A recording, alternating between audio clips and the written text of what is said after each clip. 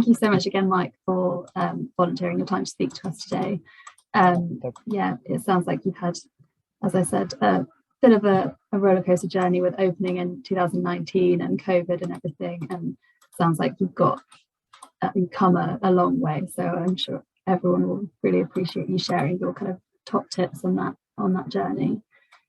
Before we start, I thought it might just be a nice idea if you could just introduce yourself and tell us a bit about your school and your journey since opening. Yeah, sure. My name is Mike Pidlyskyj. I'm the acting head of the Springboard project. We're a 14 to 19 provision for SEMH SEND students based in Oldham. We are situated right in the middle of Oldham town centre, which, as you can imagine, will bring its fun and games, because a group of SEND students, especially SEMH in a town centre location, isn't necessarily the best mix, but it gives us a lively time, put it that way. Yeah, so we opened in 2019. We'd done all the planning behind the scenes, and everything was going really well. And then in August of 2019, I think it was about 2 weeks before we were due to open, the technology company that we were using went bust. So 2 weeks before the start of term, we had no IT infrastructure in the whole building. So that was quite difficult to start with. Fortunately, my maths and the New Schools Network and the team around that helped us in the 2 weeks really turn it around very quickly. So we had the IT infrastructure, which was great. And we started off very well. We had a real great plan for what we wanted for our students to achieve. We were making great progress. Attendance was on the up. We were having great successes in different subjects, but even outside of school, we're having lots of success. And then COVID happened, unfortunately, which threw its own difficulties into the mix with us. As part of the Multi-Academy Trust that we are part of, the Newbridge group, we are a one-to-one iPad school. So all of our students were planned to receive a one-to-one iPad, their own iPad. Now, that is a fantastic opportunity for students to learn with technology, but because of how new we were as a school and the rollout of the actual iPads, it meant that we were actually handing out the iPads on the 20th of March 2020, which obviously wasn't great preparation for the students because they'd never had an iPad. We hadn't even rolled them out in school yet. So these students were given technology but didn't necessarily know how to use it to learn with. It was just an iPad for what most 14 to 19s use an iPad for, is YouTube, social media, different music account sites, which actually were all restricted because we were trying to use it as an educational iPad, not necessarily a social media or entertainment iPad. So yeah, we've been on quite a steep learning curve about technology and how we use technology within the SMH cohort of students. Yes. It does sound like quite a journey. And yeah, you mentioned the iPads. I was actually just going to go into ask some questions about COVID and kind of how you managed that. So how did you adapt your curriculum to kind of fit in with remote learning and support the students? So with SEMH students are the students that we've got, although classroom, we've got a curriculum that is based around maths and English as core subjects with PSH and IT. Within class school settings, they're all normally small snippets of things that you have to do in a school day with a vocational option or surrounding that. So we give them lots of opportunities to do a wide variety of different things. When we first handed the iPads out in 2019, the students had never seen an iPad for educational purposes. They'd only ever seen, like I said before, an iPad for social media or gaming or music. So to start off with, actually technology was quite difficult. They weren't receptive to it. they didn't want it because we unfortunately had never been given the chance to teach them how to use it properly. So that was quite difficult to start off with. We found that within the first lockdown, although we had a package that allowed us to send them work, it was quite mixed, the response. So some students would do it quite often, others it was quite difficult to do. And what we ended up doing as a school, because my students, the SEMH students, they've got a lot of mental health needs. What we found is actually we had to go out and see students. So we were taking students out for walks, one-to-one and things like that, to promote their mental health and to try and get them out of the home environment and things like that. So we were offering that as opposed to the technological route within the first lockdown. So we found that quite difficult. What we did after the first lockdown, we reviewed our practice and how we did it, and we found another package that allowed us to actually do video calls. So students at home could have an iPad, and should we go into another lockdown, then at least we will be able to video call students and talk to them and do video lessons and things like that. So when eventually the second lockdown came into place, we were able to, at that point, then be able to do one-to-one calls online with students if they wanted it. We were able to do personalized lessons. We were able to create bespoke timetables for different students. So that was really, really beneficial for our students, because a lot of the time it was, although we were trying to do the check-in, the academic work with them, actually a lot of the time it was about the checking in and making sure that their mental health is okay. And with the use of iPads, it meant that we could do it virtually, and we could do it a lot more efficiently, rather than one person driving to one person's house, then driving home again. We could actually mix quite a few people's, one staff member could see quite a few different students in one day because he could do it virtually. So that really helped us in the lockdown period, especially in the second lockdown period, because we were able to see students virtually. And then once they were more in tune with actually using the iPads for classroom-based lessons and things like that, and the virtual lessons, they were more inclined to do the actual work that was set. So that our learning journey went from students being given an iPad and not using it as an educated tool within lockdown to actually being able to use it as not only like an educational tool, but actually a tool that they could use for their mental health. So they could message teachers and email different people and do virtual calls with staff members if they needed to talk about anything. So it was a real journey that we've gone on within technology within our school. So now we're getting to a point now where we're back in school, and now we're reintroducing the iPads, and we're trying to upskill all the students to give them new skills to actually how to use the iPad as a educative tool, and also like a tool that can be used in a work placement. So a lot of my students in work placements will use an iPad for different things, whether it's ordering things in a cafe or printing off labels in a dispatch area. They use iPads quite often. So that is what we're trying to teach, that actually, although an iPad can be used for social media, educative and workplace, there's a wide variety of different things. So that's the route that we're going down now, is how we can use it for different mediums, basically. Yeah, it sounds like you've had to have a really creative approach during lockdown, especially as a SEMH school. Yes. And I'm definitely interested to hear more about what you're doing now. I'll ask more questions about that in a second. I just wanted to go back to kind of COVID, and you spoke about supporting students' wellbeing. I was wondering if there was anything you did, any kind of innovative approach you took to support staff wellbeing, to kind of adapt to the changes and like remote teaching. Yeah, so well, we are quite a social bunch, so we did. It was funny because at the time everybody was doing quizzes online, wasn't there? But everybody went through a period of meeting up to do quizzes. So we actually did that. We had staff doing quizzes and things like that.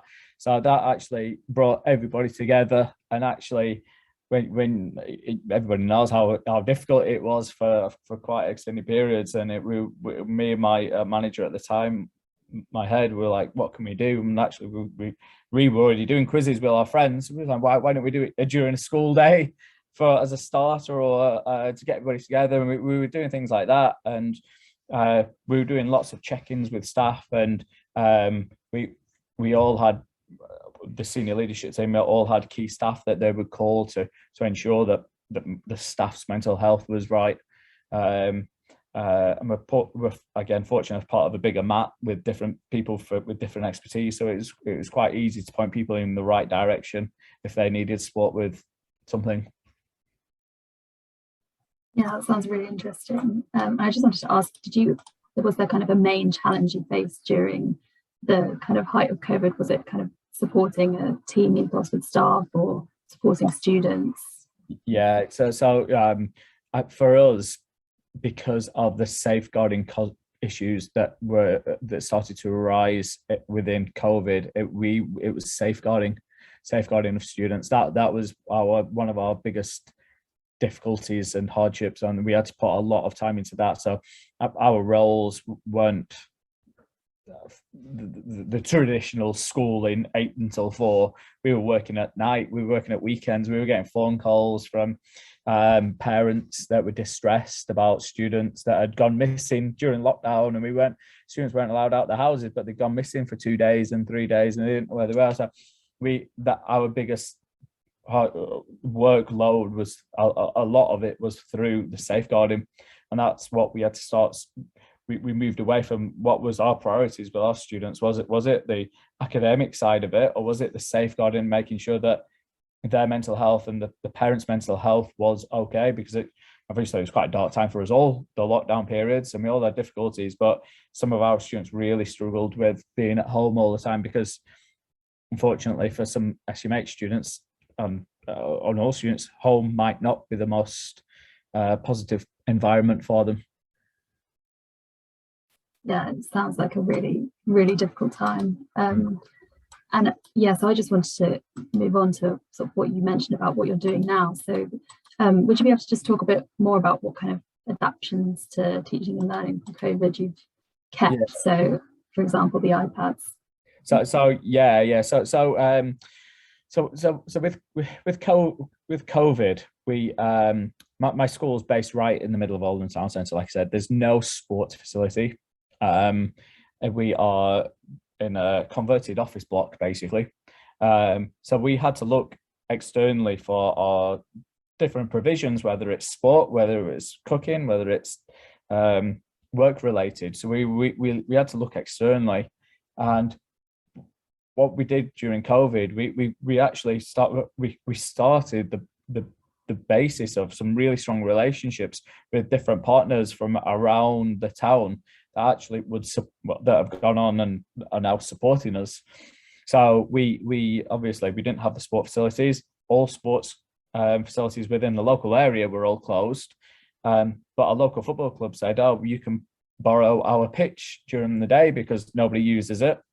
That went on to actually, well, we've got lots of work to do around the ground. Could your students support us in helping redesign the grounds and do work related skills around the ground? So now we've got an actual hub within this football club. So some of our students are based there during the week, and they do a variety of different tasks, from the groundskeeping to brickwork and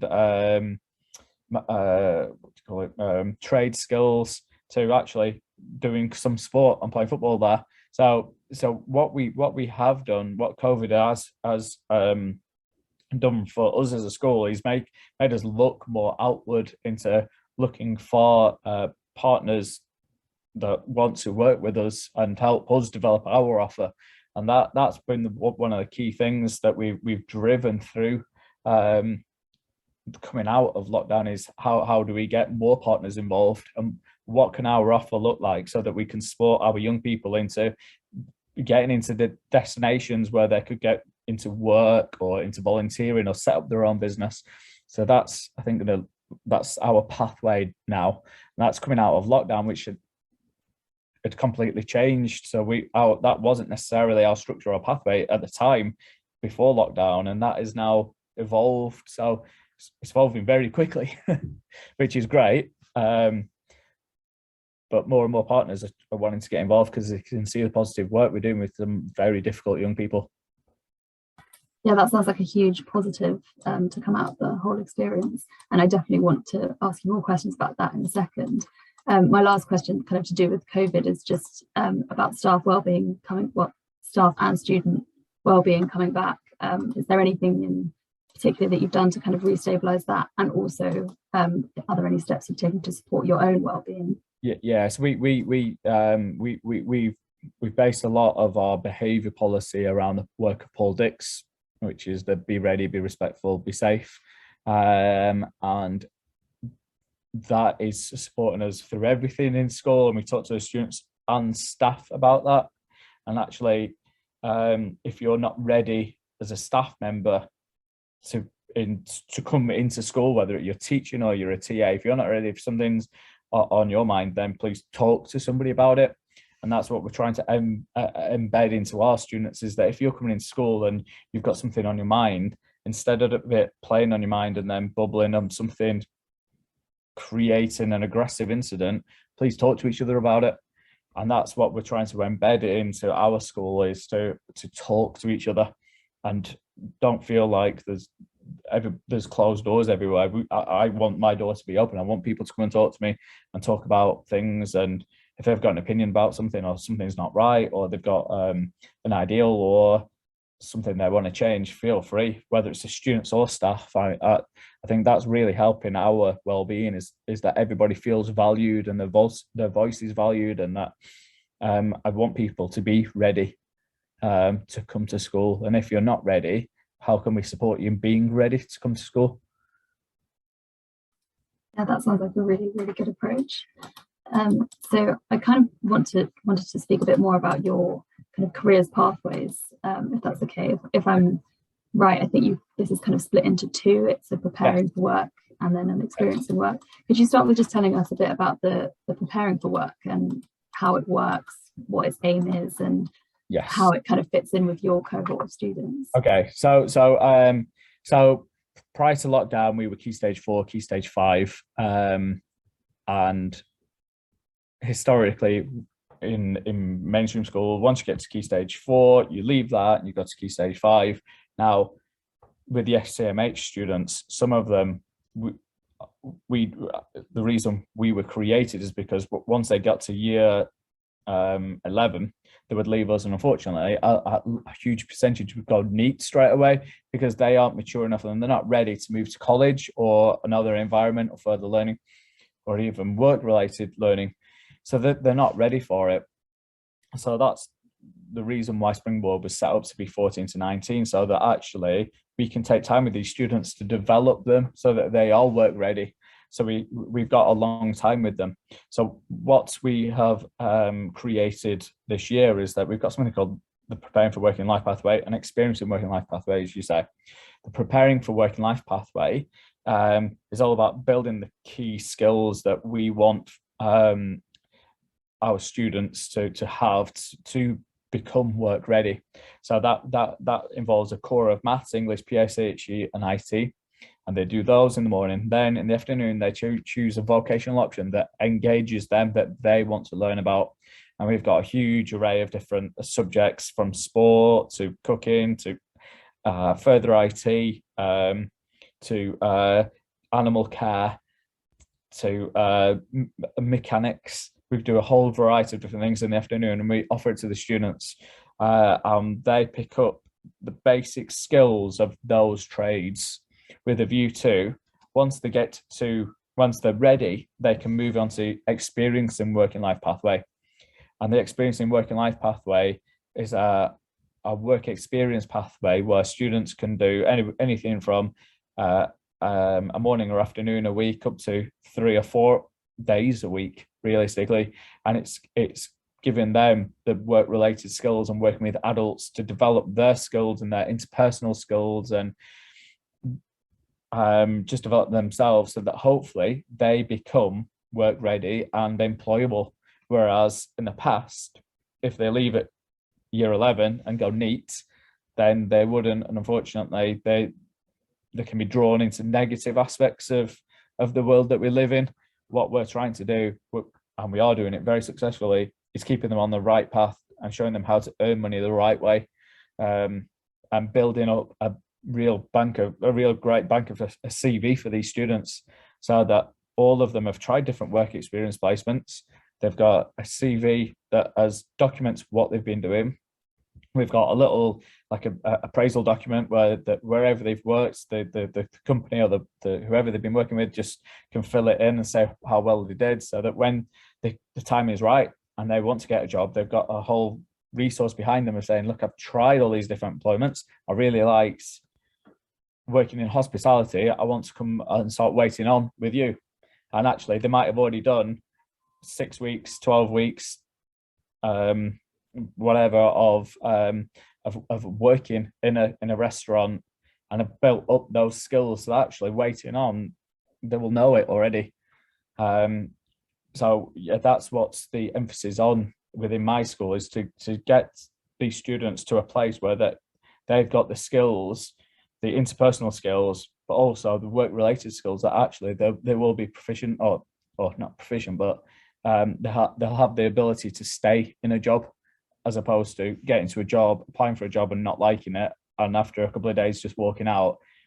We will have allowed them to try a variety of different work-related industries, and hopefully they'll have found one that they like and they want to concentrate on. So that's the pathway that we're trying to embed in the school, which is at the moment working quite well. Yeah, it sounds hugely positive and hugely impactful, and yeah, it sounds like it's still growing and developing. I was just going to ask how you kind of went about setting up links with local business in your community, and you mentioned that businesses are actually now coming to you. So yeah, if you could just kind of expand on how you went about setting that up. Yeah, so I spoke earlier about us using a football club, and we use those as a hub for the experience in working life pathway. But within any football club, or from semi-professional up to professional, they obviously have lots of sponsorship. So within this football club, they've allowed us and given us the contact details for a lot of their sponsors. So within their sponsors, we've got students that are working for their sponsors. So we built it up that way. They a lot of the coming out of COVID, we're finding a lot of these companies are wanting to take a risk on young people, similar to the students that I've got. Some of the trades that my students are getting the work experience in, these tradesmen see themselves in the boys at 16 years old, where they're a little bit lost and they don't know what to do, and they just want somebody to be positive with them and give them a chance. And we're finding that employers are giving them a chance, and our students are really embracing that opportunity. And some students that have gone from like very small attendance figures from last year are attending more than ever this year, because they're really enjoying being with adults and working and embracing the working culture, at the same time as we're building up their skill sets, but getting them the qualifications, the maths and English, and we do a qualification around the work experience they're doing as well. So we've got one student that's in a doggy daycare, but he's doing an animal grooming qualification. So it all builds up. So everything that they're doing, not that every student is on an individual journey, but their individual journey is led by, and our qualifications are led by what they're doing and what they're interested in.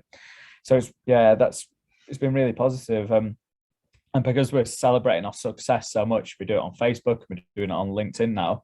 We're building and building and building. More people are getting in or asking to come and work with us. So we've just recently had Oldham Athletic Football Club asking if we want to work in partnership with them. So we hopefully next year we'll have a football partnership working with them, but also a work-related partnership working with them. So we will hopefully have two pathways based on Oldham Athletic Football Club. All sounds really positive. Yeah. And yeah, I was just going to ask, kind of lastly, do you have any stories or examples of students that have, you mentioned one in doggy daycare, examples of students that have benefited from the programme and kind of gone on to further employment? Yes, we've the prime example that we've got is a boy that throughout COVID he was going missing from home. He fell out with stepdad, and at 16 was put into care. So he ended up in care, and he found it really difficult moving into a care home. He ended up on the wrong side of the law, doing a variety of illegal things. We kept him on roll, but we've engaged him within the work experience placements, and he's become really driven by wanting to work and wanting to learn. And he's got 2 work experience placements that he, in the half term just gone, he was working at both of them. So he did 3 days at one place and 2 days at another, and they paid him for it. So it shows you that our students and my students here, that they have got the drive to work and they want to do it the right way, and they're really engaged and they're becoming very employable. It all sounds really positive and really inspiring. Well, thank you so much for that. I just wanted to kind of move on to some concluding thoughts, if that's okay. So I wanted to ask if you had any kind of top tips, either for special schools implementing a kind of similar work experience program, and also supporting students after potential kind of gaps in learning due to lockdown.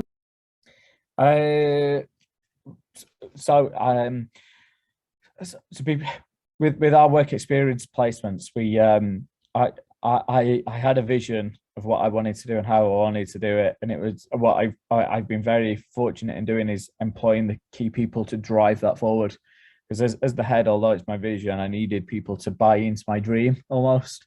But I have allowed these two people, two staff, to actually drive this pathway forward. They understand what I want, and they trust in me to support them, but I trust them explicitly to go and drive this forward, because it is working and they can see the benefits it's having on these young people. So yeah, I'm very, very pro a very team ethic, but allowing people to take a risk, and if the risk doesn't work, then we reflect on it and we try something different. But again, within setting anything up that is new, there is an element of risk in it, but there's always something that can be learned from it.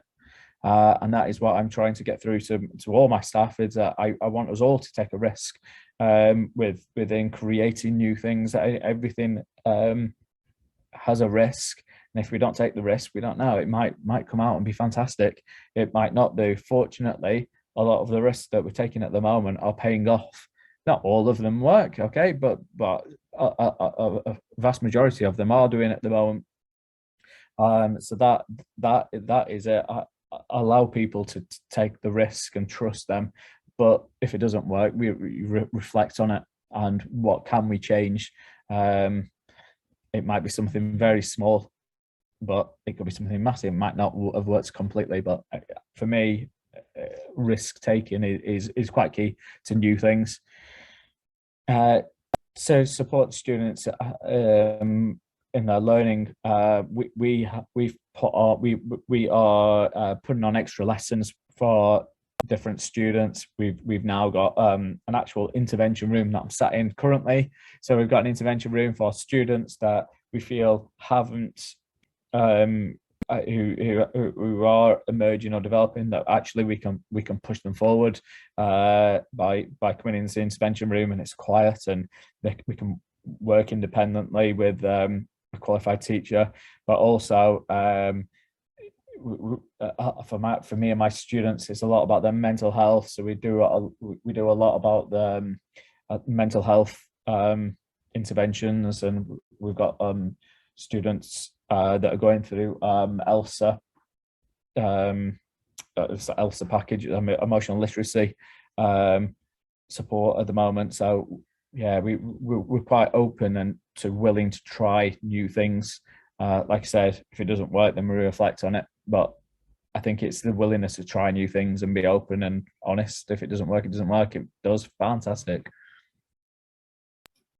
Thank you so much, Mike. It's been so interesting to hear about your whole journey. As I said, it sounds like you've been through a lot. You've had a bit of a roller coaster since opening, but you've come such a long way. Yes. And it sounds like you're doing some really amazing work. And I know it's always valuable for other heads to kind of share experiences, and I'm sure other schools can really find value from this discussion. So thank you so much for talking to us.